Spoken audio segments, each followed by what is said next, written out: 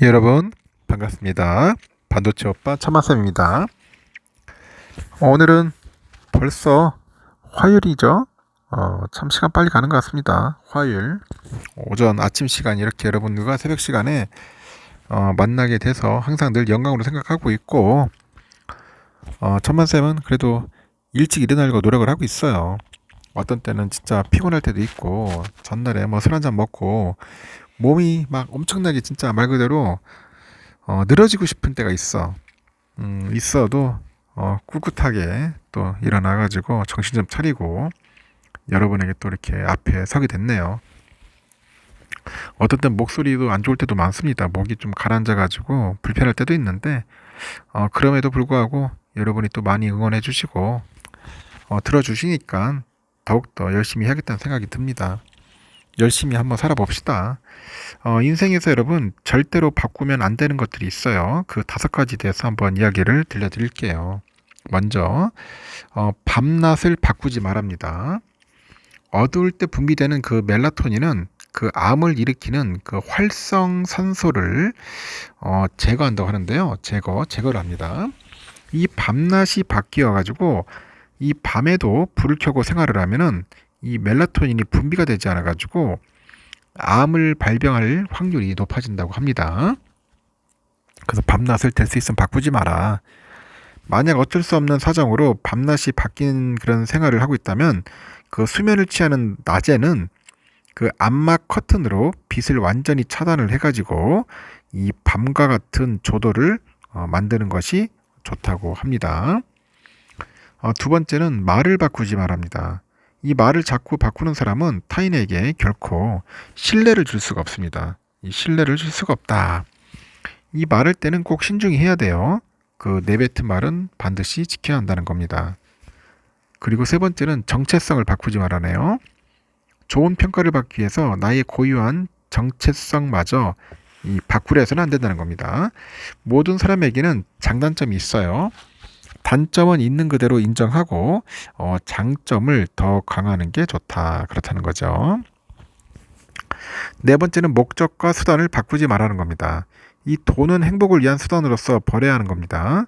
이 목적과 수단이 바뀌어서 돈을 목적으로 삼게 되면은 이 돈이 없어도 누릴 수 있었던 그런 행복마저도 모조리 놓치게 되고 나중에는 반드시 후회하게 된다고 합니다. 그 5번째는 사람을 바꾸지 말아내요. 이 사람은 고쳐 쓰는 것이 아니라고 합니다. 소중한 사람이 있다면 그의 단점마저 있는 그대로 사랑해 줘야 하겠죠. 만약 단점이 너무 커서 상대에게 상처만 받고 있다면 그 사람과는 이별하는 것이 낫다고 합니다. 제가 5가지 이야기한 거 잘 명심했으면 좋겠어요. 또 삼성 관련된 이야기들 한번 또 여러분에게 들려드리겠습니다. 그냥 편하게 들어주세요. 그냥 뭐 크게 공부한다는 것보다는 좀 알아간다는 그런 마인드로 하셨으면 좋을 것 같습니다. 삼성전자 기술 유출 사건을 현재 수사 중인 검찰이 안승호 전 삼성전자 IP센터장에 대해서 구속영장을 다시 청구를 했다고 합니다. 안 전 부사장은 퇴직 후에 회사를 설립하고 빼돌린 기술을 악용을 해가지고 미국에서 삼성전자를 상대로 특허 침해 소송을 제기했다가 패소한 인물이라고 하네요. 서울중앙지검 정보기술범죄수사부가 27일 부정경쟁 방지 및 영업비밀 보호에 관한 법률 위반 혐의로 안 전 부사장을 상대로 구속영장을 청구를 했고요. 안 전 부사장은 퇴직 후에 특허관리 기업이죠. 시너지 IP를 설립을 해가지고 삼성전자 직원으로부터 그 유출한 기밀 자료를 이용해서 미국 법원에 특허 침해 소송을 제기한 그런 혐의를 받고 있습니다. 참 별의별 사람 다 있네요 보니까. 그래도 한때 자기가 몸담아서 일했던 곳인데 이런 식으로 꼭 해야 하나?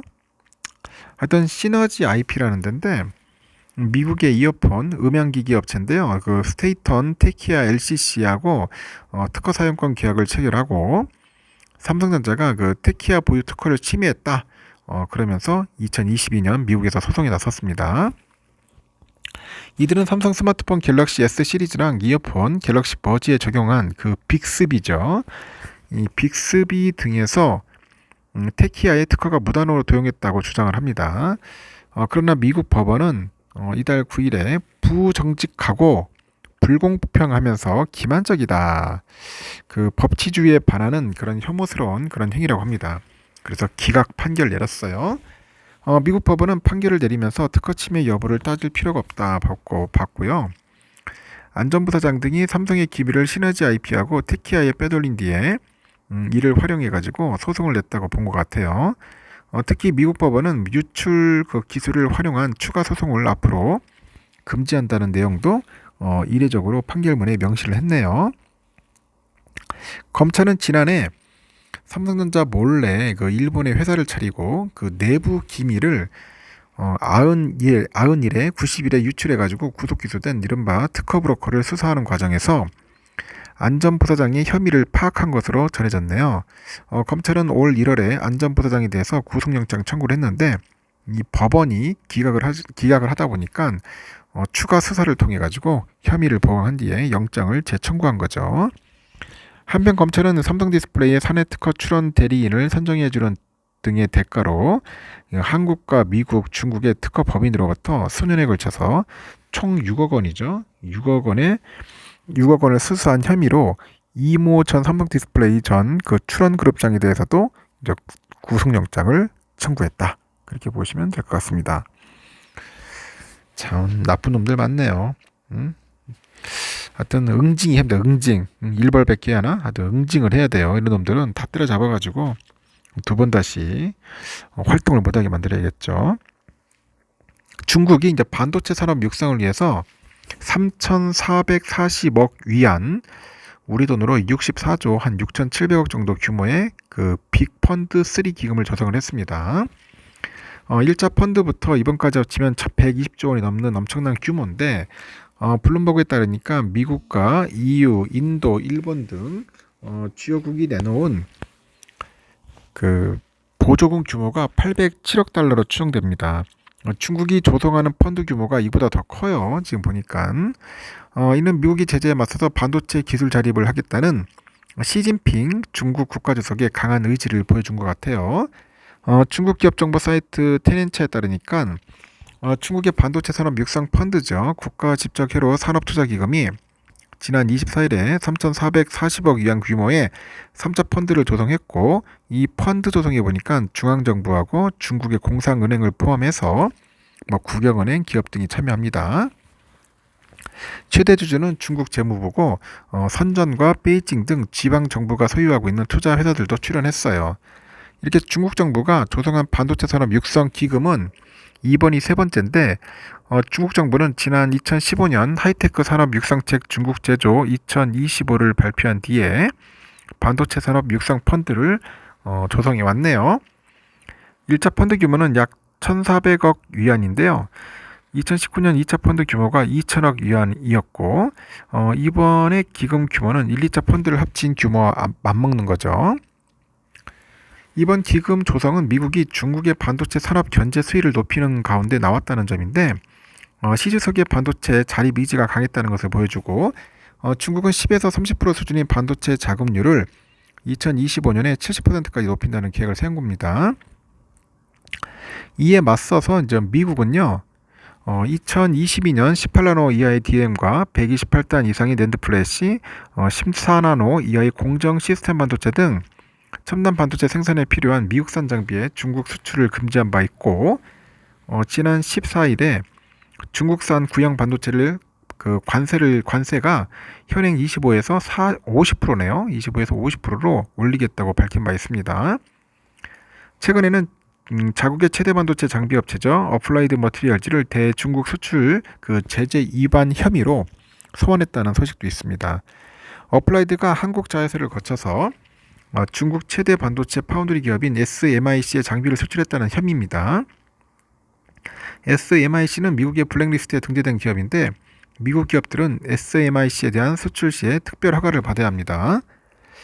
블룸버그에서 미국이 한국과 네덜란드, 독일, 일본을 포함해서 동맹국들에게 중국의 반도체 접근 제한을 더욱 강화하도록 촉구하다 보니 반도체 자체 공급망을 구축하려는 이 중국 정부가 이에 맞서가지고 3차 펀드를 조성한 겁니다.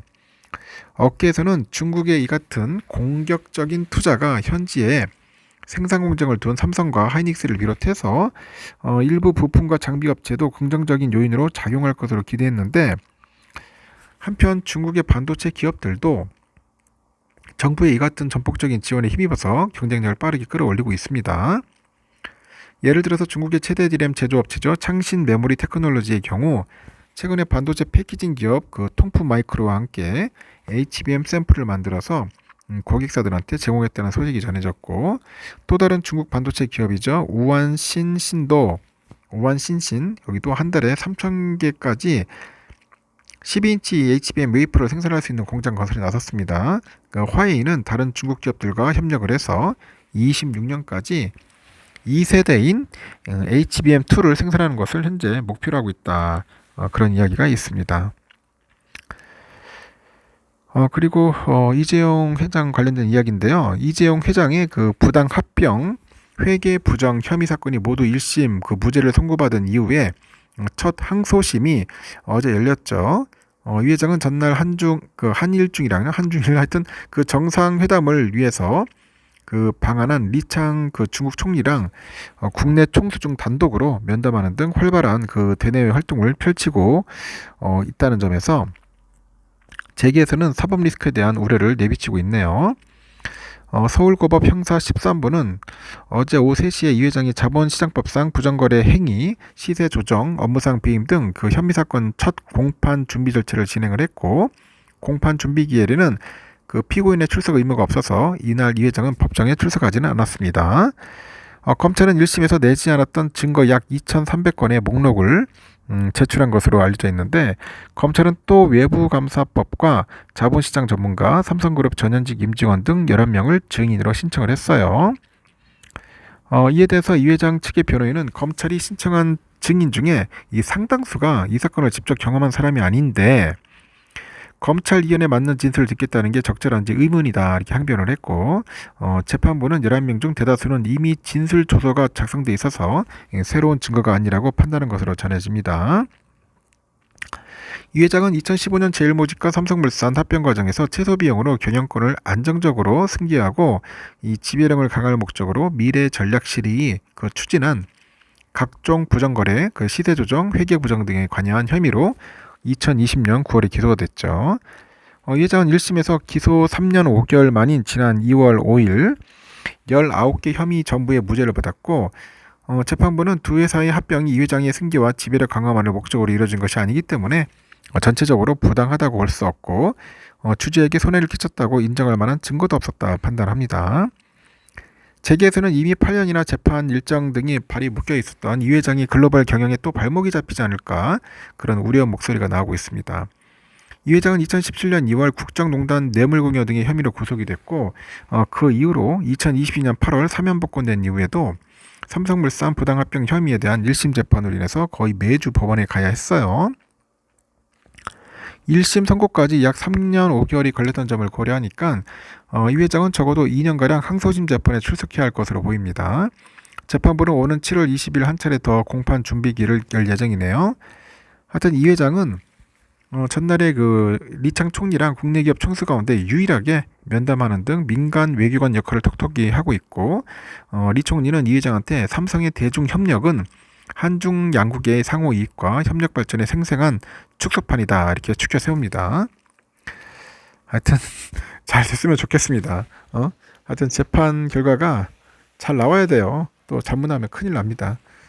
하여튼 좋은 일들이 좀 많이 풀렸으면 좋겠습니다. 이재용 회장도 잘 되길 바라고, 삼성전자도 HBM 관련된 소식, 좋은 소식이 들렸으면 좋겠습니다. 여기까지 하겠습니다. 여러분 좋은 하루 보내십시오.